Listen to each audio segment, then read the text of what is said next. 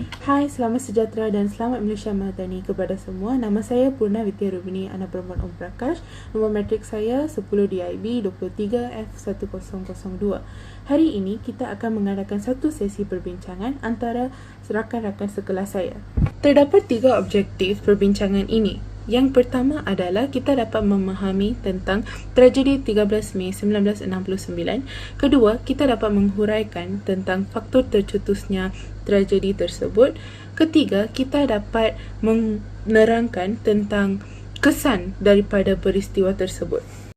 Dengan ini, jom kita mulakan sesi perbincangan kita dengan Hasana. Hasana, cuba perkenalkan diri anda. Assalamualaikum dan salam sejahtera. Nama saya Nur Hasana Akmal binti Halim dan nombor matrik saya 10 DIB 23F1032. Okey Hasana, soalan saya kepada Hasana adalah cuba terangkan kronologi peristiwa 13 Mei 1969 berserta 2 faktor tercetusnya peristiwa tersebut di Tanah Melayu. Tentang kronologi peristiwa 13 Mei 1969 di mana parti DAP, PPP serta gerakan telah menang besar di kawasan Batu Muda Selangor dan mengangkat presiden mereka iaitu Dr.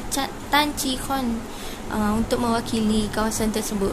Pihak pembangkang tadi telah mengadakan perarakan di sekitar Kuala Lumpur yang telah diberikan kelelaan oleh pihak polis, tetapi mereka telah melanggar syarat yang ditetapkan, iaitu mereka memasuk kawasan orang Melayu dan pengikut mereka telah melontarkan slogan yang berunsur sensitiviti kaum, manakala setengah lagi pengikut mereka telah mengikat penyapu di belakang kenderaan sebagai simbol untuk menghalau keluar orang Melayu dari Kuala Lumpur.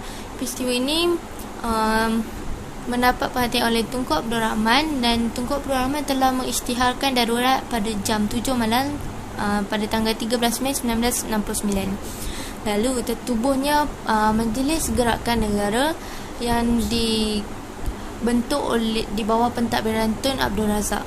Majlis Gerakan Negara ini berperanan untuk membasmi rusuhan antara kaum tersebut. Lalu setelah selesainya proses tersebut, berlakulah proses pembersihan di Kuala Lumpur dengan menunjukkan angka 196 orang telah mati, 439 cedera serta 39 orang telah hilang. Okey, seterusnya saya akan menceritakan tentang faktor tercetusnya peristiwa 13 Mei 1969 di mana berlakunya perkembangan etnopopulisme di mana fahaman yang mengarah kepada pembahagian masyarakat dua kelompok iaitu kaum dan agama yang boleh menimbulkan persengketaan antara satu sama lain.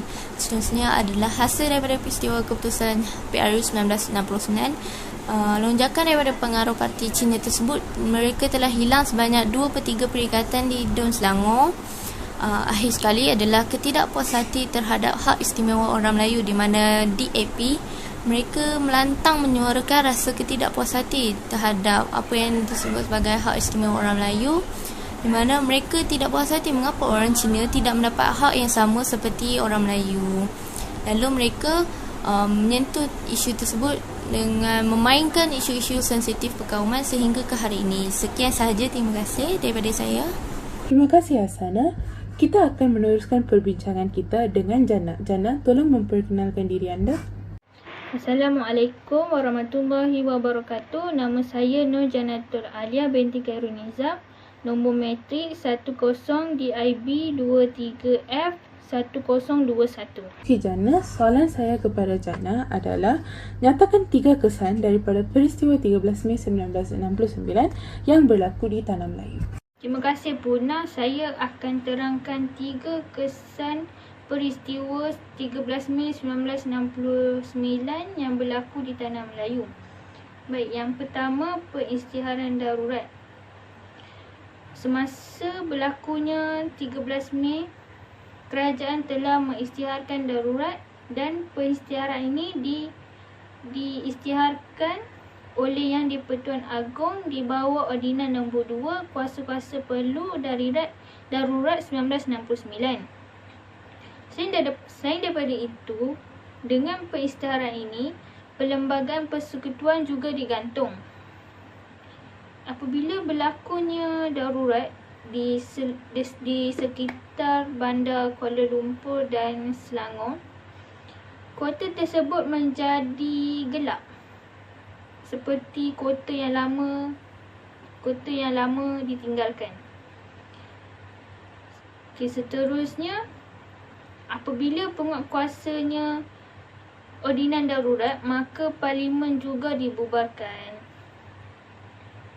Negara diletakkan di bawah pemerintahan penuh YDPA, iaitu Yang di-Pertuan Agong, yang mengetuai angkatan tentera juga. Kesan yang kedua pula ialah kerajaan telah menubuhkan satu majlis gerakan rakyat iaitu Majiran yang diketuai oleh Timbalan Perdana Menteri Malaysia pada ketika itu iaitu Tun Abdul Razak. Majiran dibentuk bertujuan untuk mengembalikan keamanan dan undang-undang negara. Selain daripada itu, menentukan pentadbiran yang licin dan sempurna. Yang terakhir, mengembalikan suasana keharmonian dan kepercayaan antara kaum di Malaysia. Dengan wujudnya Majiran, maka sistem kerajaan berparlimen telah digantung dan semua kuasa pentadbiran telah dipusatkan kepada Majiran. Fungsi kerajaan berparlimen mula dipulihkan semula pada 23 Februari 1971 untuk menangani isu-isu pembinaan semula perpaduan masyarakat. Yang terakhir, Majiran telah mewujudkan rukun negara sebagai ideologi kebangsaan Malaysia. Ia dibentuk pada 31 Ogos 1970. Kesan yang terakhir iaitu kerajaan mewujudkan dasar ekonomi baru di EB. Berikutan jurang perbezaan sosial ekonomi antara kaum Melayu, Cina dan India, kerajaan telah mewujudkan dasar ekonomi baru pada tahun 1971 yang dibentuk menerusi Majiran. Tujuan dasar ekonomi baru diwujudkan untuk merapat jurang ekonomi antara semua kaum yang mendiami Malaysia serta mencapai keharmonian kehidupan masyarakat Malaysia yang berbilang bangsa. Selain daripada itu, DEB juga bertujuan mengurangkan perbezaan ekonomi, sosial, kebudayaan, penempatan dan sebagainya. Dasar ekonomi baru ini, kerajaan telah memberi banyak tumpuan kepada golongan seperti pekebun-pekebun kecil, penghuni estet, petani, nelayan dan pesawah. Terima kasih Jana. Boleh tak Jana jelaskan lagi satu soalan saya? Huraikan 3 langkah bagi menangani isu perpecahan antara kaum di Malaysia berserta contoh. Baiklah Purna, 3 langkah bagi menangani isu perpecahan kaum antara kaum di Malaysia berserta contoh ialah: yang pertama, pihak sekolah menjadikan aktiviti sukan sebagai ejen pengerat hubungan antara etnik. Contohnya, pihak sekolah perlulah mengadakan hari sukan di sekolah yang melibatkan murid-murid pelbagai kaum.